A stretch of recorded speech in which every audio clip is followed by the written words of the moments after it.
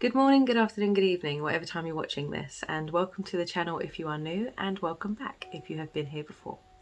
So when did I say that I was going to do this particular video? It was months ago, and I can only apologise. Work has been really stressful and everything in life has just been like very hectic, so I do apologise that this hasn't come sooner, but it's here now. So today we're going to be talking about botched executions. And I found an explanation of this that said it better than I could, so I'm just going to read out the explanation of a botched execution. Botched executions are those involving unanticipated problems or delays that cause at least arguably unnecessary agony for the prisoner or that reflect gross incompetence of the executioner. Upon research for this video, I actually found that there were loads of botched executions in history, but because there is so many, I just physically couldn't fit them into one video. So I've just compiled the most interesting and horrific ones to put into this video today. Pre-warning, I will go into graphic detail, so please be ready for this one. Mary Queen of Scots was executed via beheading. Her execution took 3 attempts to fully behead her, so yes, she was alive on the first 2 blows. This beheading was also not via a guillotine, it was by an axe. Robert Francois Damiens was actually executed via dismemberment. The way of dismemberment was via horses. If you don't know how this is done, please do not look it up on Google if you do not like gruesome images, because it does show you exactly how horse dismemberment of a person is done. This method of execution is actually normally reserved for monarchs, but in 1757, Robert attempted to assassinate King Louis XV. And I know I just said don't look up the pictures, but I am actually going to explain this method of dismemberment. He was laid on a table with a rope around each one of his limbs, and on a count, horses with riders would charge away from Robert. The outcome would usually be that the limbs would separate from the body and kill the person in that way, but in Robert's case, the dismemberment didn't actually happen. His limbs did not separate from his body, so they decided to kill him, they would cut the limbs from his body instead. Wallace Wilkinson in 1879 was sentenced to death via a firing squad execution. He was shot, but the bullet did not pierce his heart, so he actually died 15 minutes later from blood loss. In 1890, the electric chair was used for the first time, and the first person to be executed via this method was William Kemmler. He was sentenced to death because of murder, but the execution did not go well. The execution took 8 minutes, and the voltage wasn't high enough, so William Kemmler actually died from blood vessels beneath his skin rupturing and bleeding out. William Williams, in 1906, was executed via hanging, but his hanging didn't go to plan. When he fell through the trapdoor, his neck didn't break, so 3 men had to hold up his body just so he could be strangled by the rope instead. Willie Francis in 1946 was sentenced to death because of a murder charge. He was actually executed by the electric chair twice. He was sentenced to death via gruesome Gertie, which was a portable electric chair in Louisiana. When it was set up, it was actually set up wrongly by an intoxicated guard and inmate. So when Willie was being executed, it didn't have a high enough voltage to knock him out, let alone kill him. The witnesses were reported to have heard, take it off, let me breathe." This execution wasn't successful, but he was successfully executed the following year.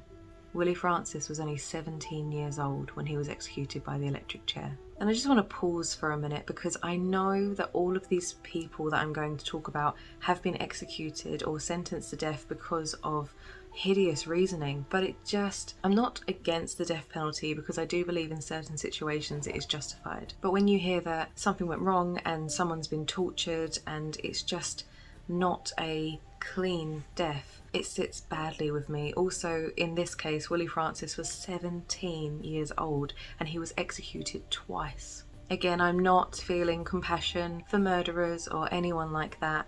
I just think it's quite a gruesome way to go. John Lewis Evans was executed in 1983 via the electric chair. I also don't have any true fact for this, but I do believe that this could have been one of the cases that inspired that scene in The Green Mile. If you haven't seen the film, don't worry, I'm not going to go into too much detail, but it's quite a traumatic scene. And an excellent film if you haven't seen it. So in this case, they had to charge the chair 3 times, and the execution took 24 minutes. Once he was declared dead, his body was left charred and smoking. Stephen McCoy is known for being one of the murderers who killed 3 boys in Texas between 1980 and 1981. His execution was via lethal injection, and he had a very bad reaction to the drugs. His reaction to the drugs was so bad that it actually caused his chest to heave and his back lifted up off the gurney whilst he was choking and gasping. This scene was so horrific for the witnesses that one witness actually fainted. And now I'm referencing the Green Mile again, but I do believe that this one as well must have inspired that scene. Jesse Tefero had been sentenced to death because of the murder of 2 police officers. The electric chair actually malfunctioned and caused 6-inch flames to shoot from Jesse's head. 3 jolts of electricity were needed to kill Jesse, and the execution took 7 minutes. Pedro Medina was also executed by the electric chair, and it actually caused his head to burst into flames, which caused the chamber to be filled with smoke. Alan Lee Davis in 1999 was sentenced to death via the electric chair. His nose bled, and he suffered burns to his head, leg and groin. It is said after his execution that his body convulsed several times. It was actually the execution of Alan Lee Davis which caused Florida to no longer use the electric chair as means of execution. From that point on, they would use lethal injection. Angel Nieves Diaz in 2006 was executed via lethal injection. Diaz needed an additional dose of drugs to be executed. His execution took 34 minutes as opposed to the usual 7.5 minutes. The post-mortem examination actually showed that the IV that went into Diaz's arm was improperly inserted, so it didn't go into his veins, it went into his subcutaneous tissue. Bromell Broom in 2009 was sentenced to death via lethal injection. Broom actually screamed out and cried because he was in so much pain because they had stabbed him with a needle 18 times. After 2 hours of them stabbing him with needles, they actually called off the execution. A second execution was scheduled for 2022, however Broom died in prison in 2020. In 2014, Clayton Lockett also had the lethal injection. Lockett was observed to be convulsing and attempting to speak for 43 minutes after the drugs had been administered. Lockett ultimately died of a heart attack. John Marion Grant in 2021 was sentenced to death via lethal injection. Witnesses observed Grant straining against his restraints, struggling to breathe and vomiting. He took a horrific 21 minutes to die, and a post-mortem actually showed that the execution of the drugs actually caused him to die from a flash pulmonary congestion. Joe Nathan James Jr. in 2022 took 3 hours to die from lethal injection. In the United States in 2022, 7 botched executions were reported. Death penalty researchers found that mishandled executions actually make up 1/3 of all executions that are carried out.